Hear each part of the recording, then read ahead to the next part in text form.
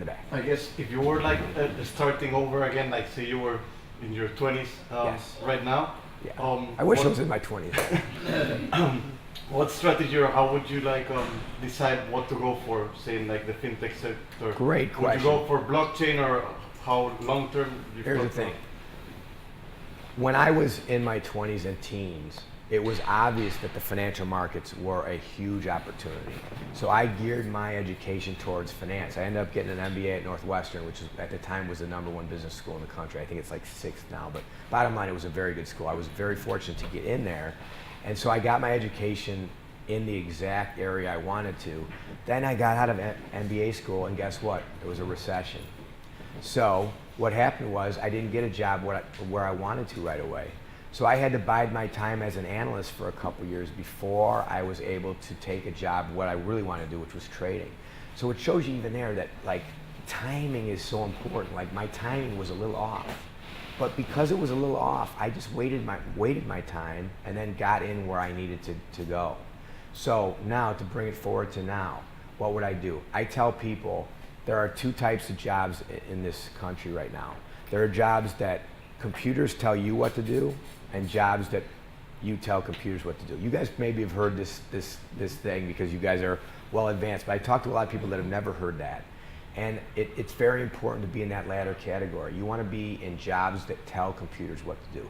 So if I had to do my education over right now and I tell this to my kids, go into STEM. I mean, that's it. I mean, you have to go into a technical job. You need to know how to code. You need to know either know how to code or at least be able to manage people that know how to code.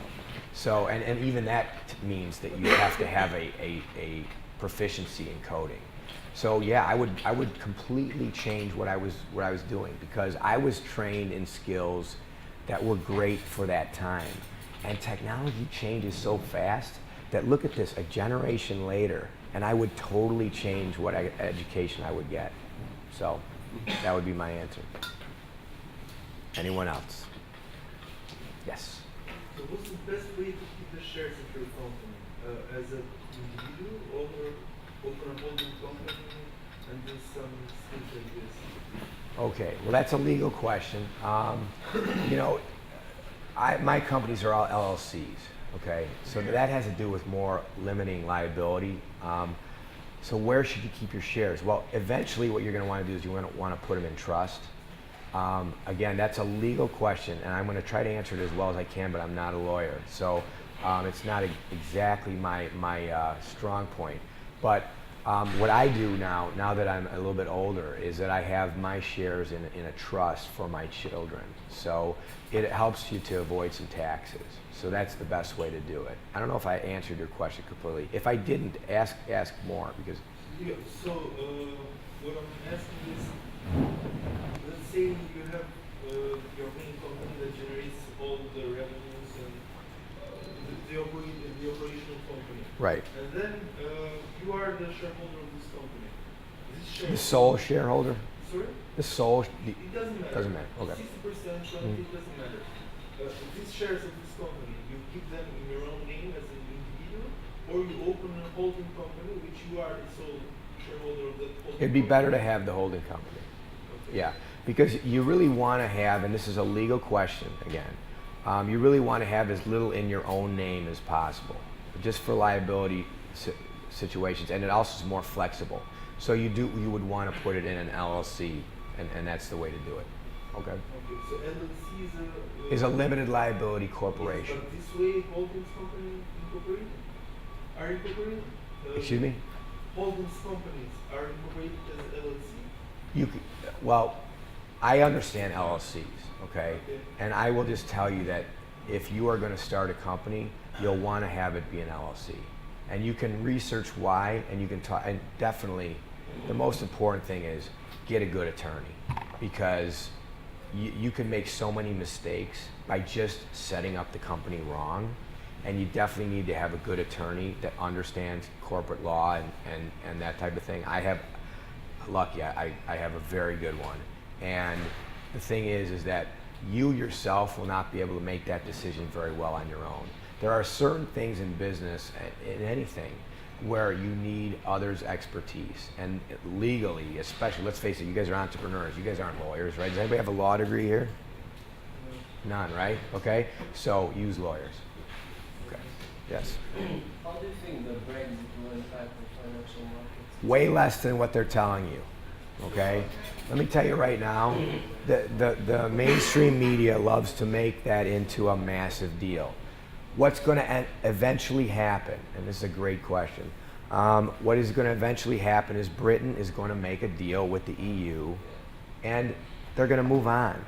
The British pound itself has gotten clobbered because of this, but I think eventually a lot of it will recover and that things will go on. Britain is not going to stop doing business with the EU. It's their biggest trading partner. What Britain wanted and what they voted, and it was a very close vote, right? But what the majority wanted is their own ability to set some of these rules. They felt that the EU had too much control over what was happening in Britain. Right or wrong, that was their opinion. It was only 52 to 48. It was a very close vote. But that's what they decided. But trust me that in the long run, and I've seen other situations where it's doomsday and everything's, no. Britain and Europe has way too much at stake to not have a great relationship, and they will. It's just that obviously the EU is upset because Britain is saying, hey, we want to be on our own. So there is some bad blood there, and that's going to carry on for a while as they negotiate these new treaties. But eventually they're going to negotiate treaties that are good for everybody. And that might be a good thing. It might be a good thing in that some of these things that were already arranged, obviously some of the people of Britain thought they were unfair, or else they wouldn't have voted for Brexit. So I think it's going to end up being fine. But do you think a lot of the city jobs will move away from London? And they say that a lot too, that, oh, they're going to go to Berlin or they're going to go to Barcelona. And my feeling is that London and New York are the financial hubs of the world. Nothing's going to change that. That is, I think, mainstream media kind of putting fear into people and, you know, trying to kind of get people to think that Brexit isn't going to be a good thing. I think the book is out on whether Brexit is a good thing, and I think that until it actually starts getting implemented, we won't know. And everything that's being written about it right now, and most of it's negative in the press, because the press, especially in Britain, wanted them not to do it. So they're going to write some horror stories, okay?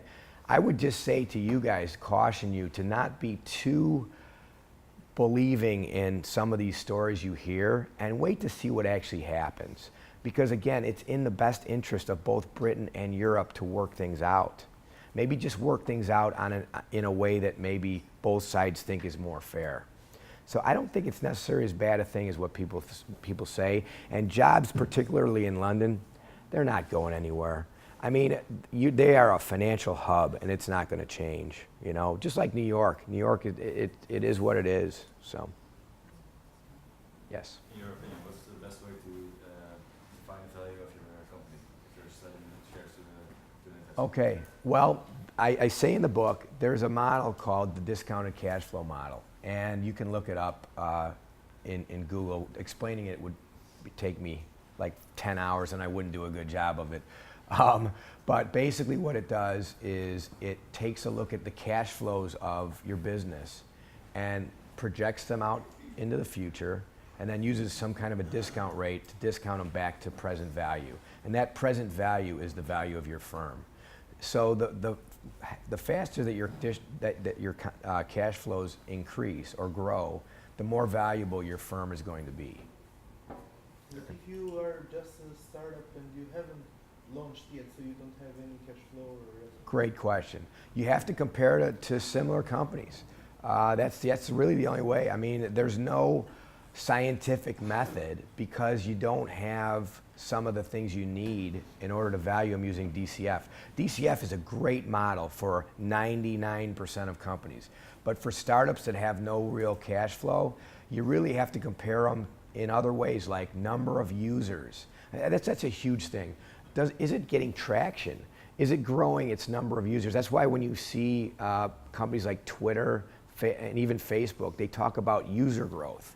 They're not worried about earnings. They're worried about, are they getting traction? Are they growing? Because eventually those are going to turn into income. But in the short term, it's way more important to look at metrics like that. Anyone else? Yes. What do you think about the Cubbies this season?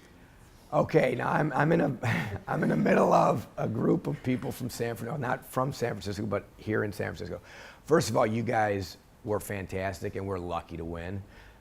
I was on record a few weeks ago saying we are going to win it all this year. Something usually happens to deny us this, so let's hope the curse is broken. But I'm going to keep positive and say this is our year. My dad's from Chicago. So I'm sure he's on the edge of his seat. He gets it. You know, hopefully it's going to happen.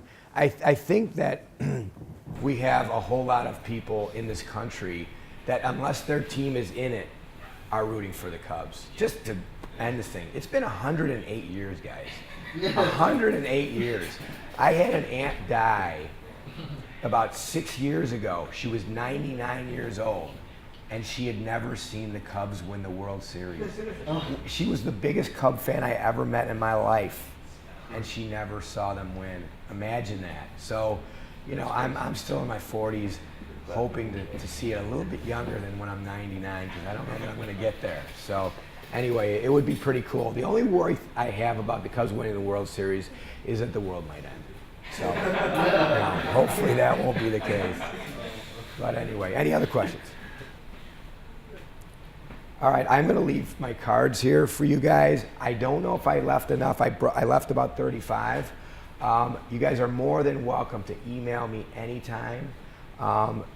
Consider me a mentor along with any of the other mentors you guys have. I would love to answer your questions. Contact me anytime. My Twitter handle's on there as well. So grab a card if you want. And if we do run out of cards, ask Asra or some of the people here for my information. I'd love to help you guys, okay? Good luck to all of you.